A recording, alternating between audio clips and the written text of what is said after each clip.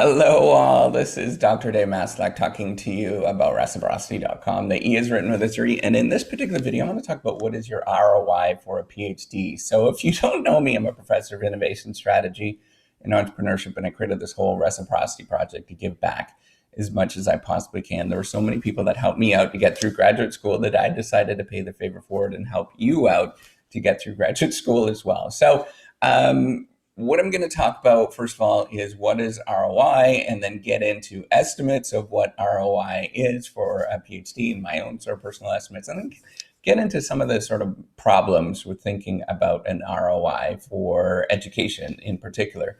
The idea of an ROI means return on investment. And what you're looking at is how much you're actually spending at a particular thing and how much value or revenue that you're generating from that particular thing. And if there's a positive amount of value that you're generating and it costs less to do that particular activity than the value that it's actually generating, then there's probably a return on investment. And what you're supposed to do is look to see at, what is the percentage value that's being generated, and compare that to the next best alternative, which is staying in your own, maybe it's staying in your own personal career, or maybe investing that money in the stock market or something like that. And if it's really good, if the returns are much higher to do that particular activity, then you should probably pursue that particular activity versus that next best alternative. That's kind of the logic behind doing these return on investment sort of calculations, right? And that's what you're looking at.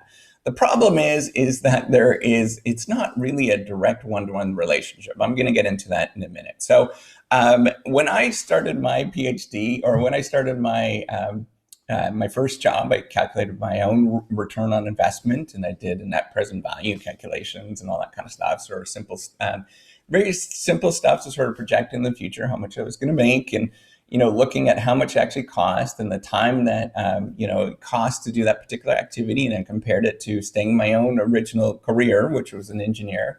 And I looked to see at my break-even point. That's the point when you actually start generating more value, generating more revenue than what actually cost. And it was around 55 years old.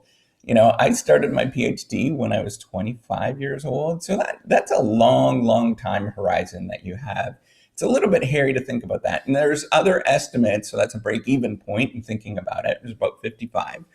And now there's other estimates I've heard in terms of sort of general rules of thumb. And, I don't know the literature and all this kind of stuff. So just use these as general rules of thumb that are kind of in rumor, right? So the first one is that for each year that you stay in school, if it's a good degree, you should get about $10,000 per year. And that's in the United States, Canada, those kind of, Western countries, right? There's going to be a general return on your investment for doing, that there's going to be you're going to earn $10,000 more per year of, staying in that particular degree. And that's not going to, it's not going to be the same for every single PhD or, every single degree that's out there. There's a huge variance between it. So that's why I want to sort of point out at this moment. So some of them you're going to make a lot, and some of them you're going to make a little, right? It just depends on what you're doing. The other sort of estimate I've heard is that for each top tier publication that you get, it's about $10,000 per year that you're adding on to your salary going forward. And now that's kind of a rough estimate. It might be more, it might be less. And, that seems a little bit extreme for me in terms of how much you're actually going to generate, the value that you're going to generate from that. But, at the same time, it's reasonable to expect that for each top publication, so if you get a Science or Nature, or, maybe it's in my field, organization science or something like that you're going to make a little bit more money for each publication that you get, right? So there is a return on investment. It's pretty reasonable, but just kind of estimating what that is a little bit difficult. And there's a lot of different reasons why it's difficult to sort of estimate your return on investment on education. And I'm going to talk about those at this moment, right? So right now I've told you what ROI is, and then I got into what are some estimates of ROI in terms of my own personal experience and, what sort of general rules of thumb I've heard. And I don't know that literature very well. So, somebody can put comments below if they know of sort of better estimates and, more specific kind of things. But basically, the general rule is that you're going to make a little bit of money having more publications. For each year that you sort of stay in education, you're going to make more money at the particular thing, right? So that's kind of the rule of thumb for ROI that you're actually going to get for doing a PhD. Now, here's the problem, and this sort of relates to innovation and competitive advantage, and sort of thinking about innovation and competitive advantage, in that we expect that there's going to be a one-to-one relationship between you actually do a particular innovative activity, so you spend money on R&D, that you're actually going to get this immediate competitive advantage that you're going to get from it, right? So you're going to get a little bit better than what your rivals is. It doesn't work that way. There's a lot of sort of problems with that. And the general assumption that I understand, and maybe not everybody else understands this, is that return R&D and innovation has a lot of failure, has a lot of problems that you experience along the way. You have to do a lot of trials before you actually get to a sort of successful outcome. And that's what you want to think about with your ROI for your PhD, right? So it's going to be very, very specific. So the ROI, the first thing to sort of remember is the ROI for your PhD is going to be very, very specific to your degree and who you are as an individual. So some people are going to do extremely well, and it doesn't matter what sort of department that they're in, they're going to do, or what kind of discipline they're in, they're going to do very, very well with regard to that discipline. There's a lot of heterogeneity, and some people are not going to do so well, right? So there is going to be some people that are going to be superstars. It's more the dynamic that is in the industry or within education, particularly with PhDs, is more of a superstar dynamic. Or you can think of sort of viral video kind of dynamic, or popularity dynamic, where there's some people that are going to be outstanding, and then there's going to be sort of everybody else. And that's kind of normal in most working relationships or most sort of working contexts, where there's a couple of people that are just superstars. And you can think about any sort of context that are like that. Professional sports is very similar to that. In sort of the working world, where you're working in an office, there's going to be a couple of people that are superstars, and the rest of the people are just kind of doing their thing. And so you can think about it in that sort of dynamic, right? So it's very specific to who you are. And the other thing that's really, really specific, it's going to be specific to the school that you actually graduate from. There's a huge pecking order that happens within the university system, where some schools produce sort of more superstars than others. And, that's just kind of the dynamic that happens. And that's the dynamic that happens in a lot of different industries as well. If you didn't know that, it's called, you can sort of think about it as industry concentration. If you're thinking of from an economics perspective, where there's a couple of firms or a couple of institutions that dominate in sort of the production of something. And then there's a lot of other people, or a lot of other universities that are producing the same similar good, but they're not sort of producing, they're not being dominated in that particular market space. So you can think about search engines, for example. We all use Google search because it's the sort of dominant one, and it works pretty good.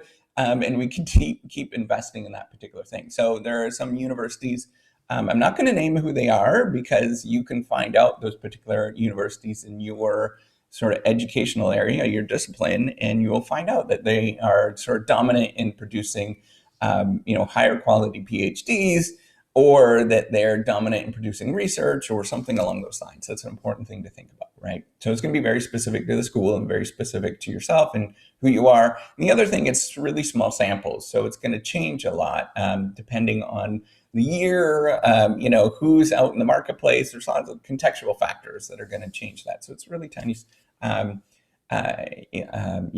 sort of small samples. The other thing you have to think about with a ROI on your PhD is that it's dominated by heavy or fat tail events.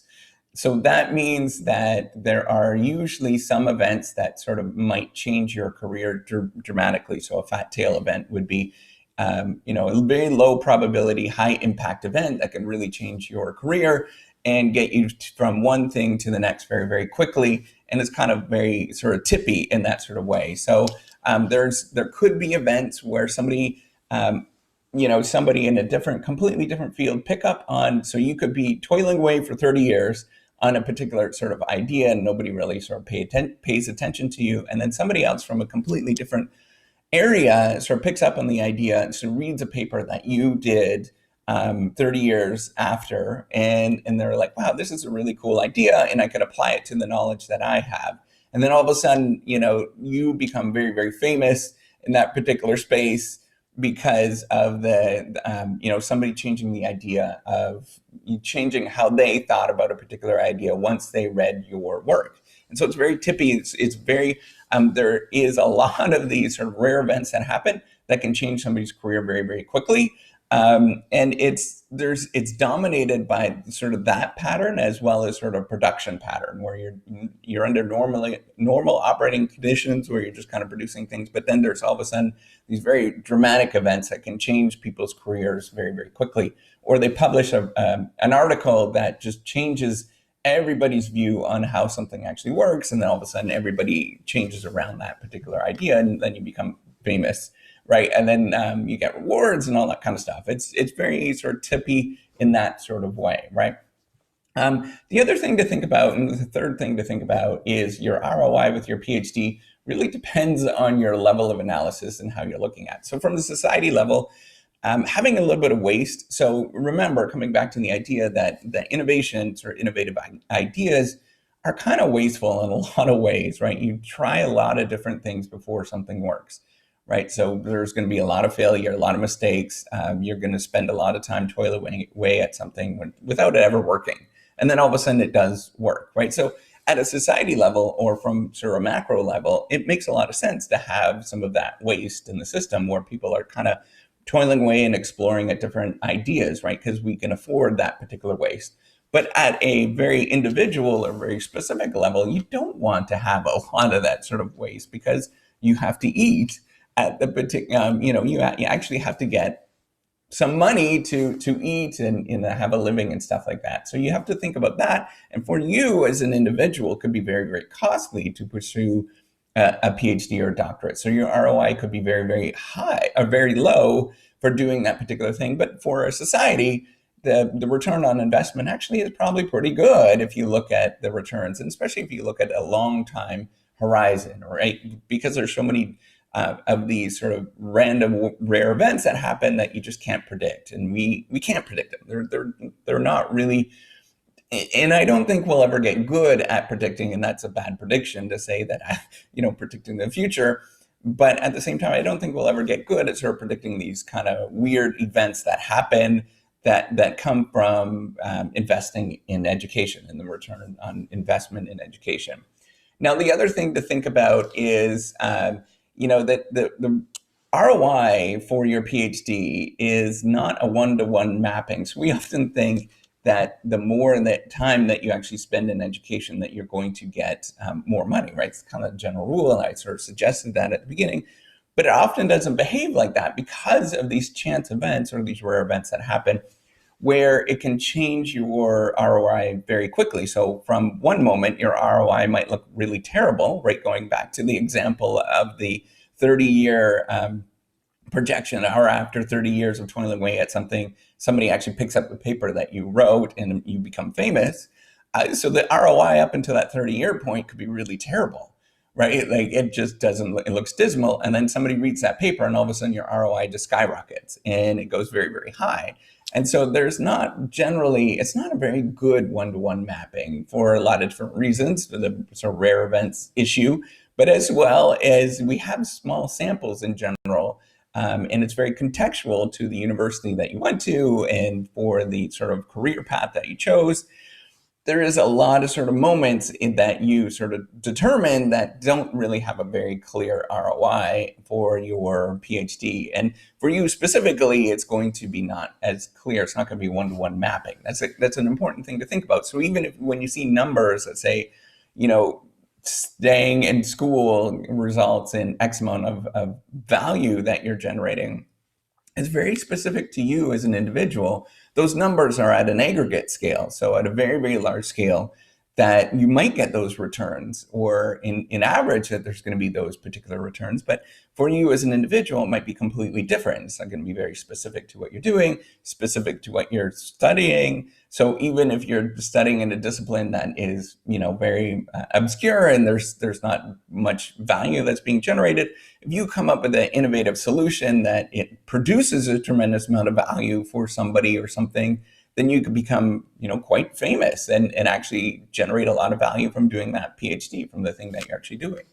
And then the last thing, and I think this is a really important one, and it's generally the critique that a lot of people use, but in terms of doing these ROI calculations for doing a PhD or for education or doing innovative stuff, it's just that there is the sort of metrics that you study, sort of in education, are not that good. So in terms of the financial metrics of thinking about that education and investing in sort of innovative activities is going to net you a financial benefit, that's not necessarily all that true in terms of why you actually do a PhD. So, some people do a PhD because that they are, they're just invested in curious in something. And so they're willing to take a sacrifice of pursuing and sort of doing something that they would really like to do and dig deep into that particular topic. And that's a really good thing to sort of think about in terms of doing something that gives you a tremendous amount of pleasure.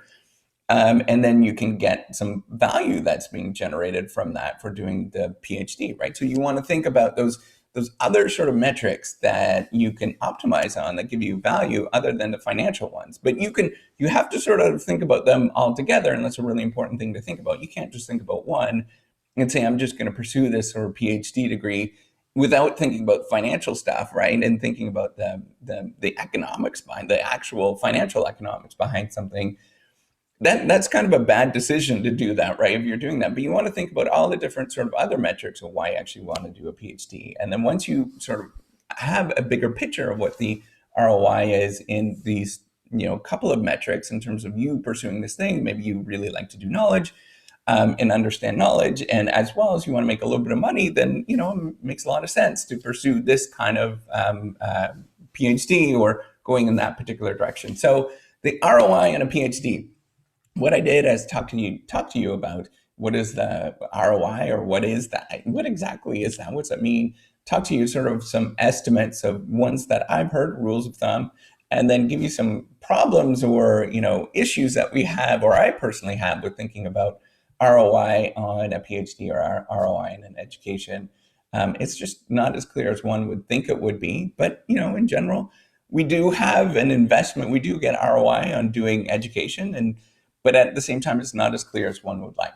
All right, so if you like this video, give me a thumbs up. Do subscribe to the YouTube channel, and I do appreciate it. And all right, take care and have a wonderful day. Bye.